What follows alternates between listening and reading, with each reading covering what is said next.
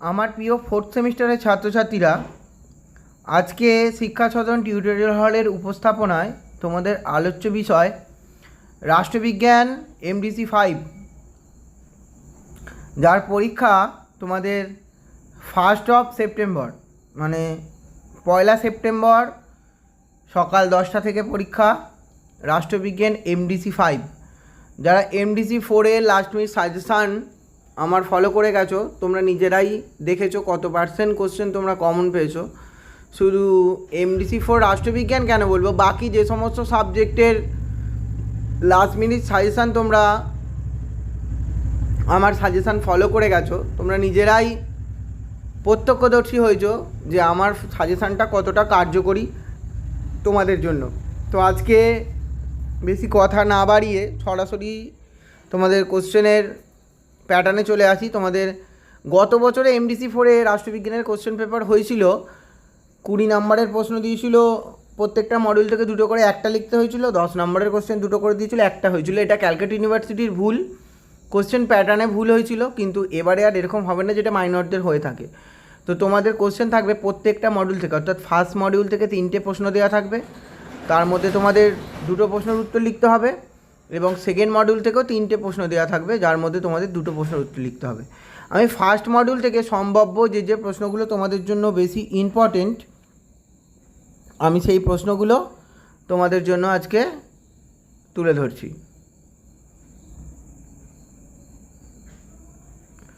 তোমরা 15 নম্বরের জন্য ফার্স্ট মডিউল থেকে রেডি করো। জনপ্রশাসন কাকে বলে, জনপ্রশাসনের প্রকৃতি এবং পরিধি আলোচনা করো। মোস্ট ইম্পর্টেন্ট কোশ্চেন তোমাদের জন্য MDC 5-এর মোস্ট ইম্পর্টেন্ট কোশ্চেন, জনপ্রশাসন কাকে বলে, জনপ্রশাসনের প্রকৃতি এবং পরিধি আলোচনা করো। নেক্সট করো, জনপ্রশাসন বলতে কী বোঝো, জনপ্রশাসনের সম্পর্কে বিস্তৃত আলোচনা করো।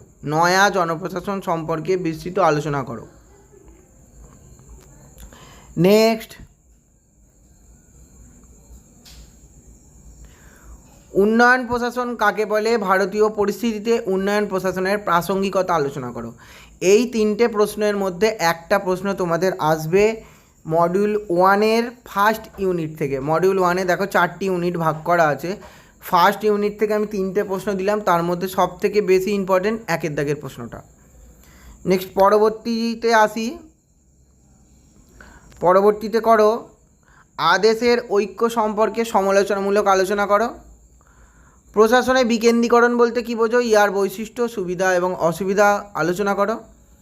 আর একটা প্রশ্ন বলে রাখি, ক্রমোচ্চ স্তর বলতে কী বোঝো, এই ব্যবস্থার বৈশিষ্ট্য, সুবিধা অসুবিধা। আর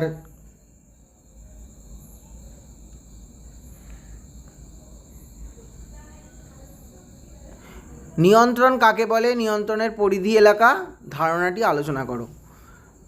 1 নম্বর মডিউলে 2 এবং 3-এর দাগের জন্য এই প্রশ্নগুলো ইম্পর্টেন্ট হিসাবে দিলাম, তার মধ্যে সব থেকে বেশি ইম্পর্টেন্ট করো আদেশের ঐক্য, নিয়ন্ত্রণ হলো। এরপর জনপ্রশাসনের উপর উদারীকরণের মূল প্রভাব আর জনপ্রশাসনের উপর বিশ্বায়নের প্রভাব। এই প্রশ্নটা এইভাবেও দিতে পারে, জনপ্রশাসনের ওপর বিশ্বায়ন এবং উদারীকরণের প্রভাবগুলি আলোচনা করো। এই প্রশ্নটা এইভাবেও দিতে পারে। আমি যেই প্রশ্নগুলোর মধ্যে গোল গোল চিহ্ন করে দিলাম দেখো, সেই প্রশ্নগুলোকে তোমরা একটু ভালোভাবে রেডি করে যাও।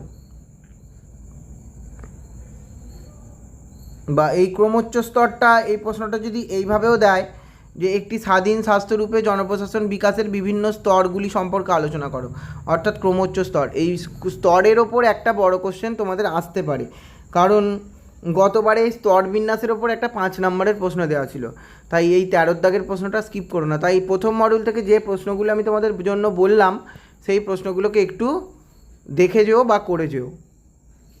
এবারে আসি মডিউল 2 থেকে। মডিউল 2 থেকে রেডি করো।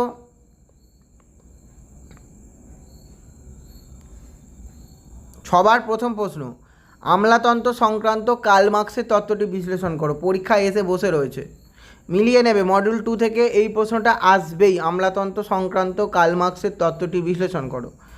জননীতি কাকে বলে, জননীতি রূপায়ণের মূল মডেলগুলি আলোচনা করো। জননীতি রূপায়ণের মূল মডেল মোস্ট ইম্পর্টেন্ট প্রশ্ন, এই দুটো প্রশ্ন, 1-এর দাগের এবং 2-এর দাগের প্রশ্নটা। আর করো জনপ্রশাসনের লাইন বা কর্মধারা বা কর্মীবৃন্দ বা স্টাফের গুরুত্ব আলোচনা করো। নেক্সট, উন্নয়নশীল দেশসমূহের প্রশাসনিক বিশ্লেষণে সালা মডেলটির ভূমিকা আলোচনা করো। জনপ্রশাসন চর্চায় রাজনীতি প্রশাসনের দ্বিবিভাজন বিতর্কের প্রকৃতি আলোচনা করো। সিদ্ধান্ত গ্রহণ প্রক্রিয়ায় যোগাযোগ এবং নিয়ন্ত্রণের গুরুত্ব আলোচনা করো।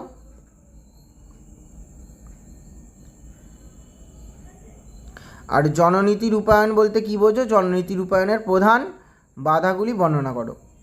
এই প্রশ্নগুলো তোমাদের পড়তেই হবে। আর যদি পড়তে চাও আর একটু বেশি, সমন্বয়ের ধারণাটি ব্যাখ্যা করো, এই প্রশ্নটা একটু দেখে যাও। তাহলে মোস্ট ইম্পর্টেন্ট প্রশ্ন এই মডিউল থেকে দেখে নাও।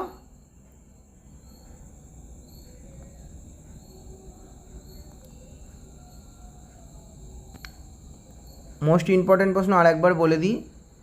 আমলাতন্ত্র সম্পর্কে কার্ল মার্কস, সালা মডেল, আচ্ছা জনপ্রশাসন চর্চায় দ্বিবিভাজন বিতর্ক, আচ্ছা সিদ্ধান্ত গ্রহণ প্রক্রিয়া, জননীতি রূপায়ণের মূল মডেল, জননীতি রূপায়ণের প্রধান প্রধান বাধাসমূহ, আর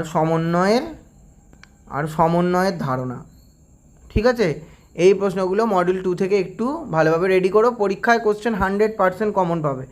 তো তোমরা যারা অনেকেই রয়েছো এখনও নতুন, ভিডিও আমার দেখছো না, চ্যানেলটিকে সাবস্ক্রাইব করছো না, তোমরা যদি ভিডিওটা দেখে উপকৃত হও চ্যানেলটিকে সাবস্ক্রাইব করো। 5 নাম্বারের জন্য রেডি করো নয়া জনপ্রশাসনের বৈশিষ্ট্য, সরকারি এবং বেসরকারি প্রশাসনের পার্থক্য, আদেশের ঐক্য, বিকেন্দ্রীকরণ ও ক্ষমতা অর্পণ, তুলনামূলক জনপ্রশাসনের বৈশিষ্ট্য, 1990 দশকে শাসন ব্যবস্থার বিবর্তন, প্রশাসনে বেসরকারীকরণের প্রভাব, কর্তৃত্ব, ওয়েবারের আমলাতন্ত্র, জনপ্রশাসনের স্টাফ অ্যান্ড লাইন, সাংগঠনিক নেতৃত্ব, জননীতি মডেল, আচ্ছা প্রিজমেটিক মডেল, শাসন ও সরকারের মধ্যে পার্থক্য। ব্যাস এই কটা প্রশ্ন 5 নাম্বারের জন্য তোমরা একটু দেখে যেও, এবং 20 নাম্বারের জন্য প্রত্যেকটা প্রশ্নকে স্কিপ করো না, প্রত্যেকটা প্রশ্নকে ভালোভাবে রেডি করে যাও। কারণ তোমাদের হাতে প্রশ্ন সংখ্যা কিন্তু কম, 3টে প্রশ্ন থাকবে, তোমাদের 2টো উত্তর লিখতে হবে কিন্তু। আর তোমরা যারা চ্যানেলটিকে এখনও সাবস্ক্রাইব করোনি, চ্যানেলটিকে সাবস্ক্রাইব করে আমার পাশে থেকো, পাশে থাকা নোটিফিকেশান বেল আইকনটা প্রেস করে রেখো, যাতে সমস্ত আমি ভিডিও আপলোড করার সঙ্গে সঙ্গেই নোটিফিকেশান তোমরা পেয়ে যাও। আর যারা ফেসবুক থেকে ভিডিওটা দেখছো, আমার ফেসবুক পেজটিকে লাইক করে আমার পাশে থেকো, ফেসবুক পেজটিকে ফলো করো। তোমরা সুস্থ থেকো, ভালো থেকো, তোমাদের 1 তারিখে পরীক্ষা খুব ভালো হবে, এবং তোমরা সুস্থ থেকো এবং ভালো থেকো।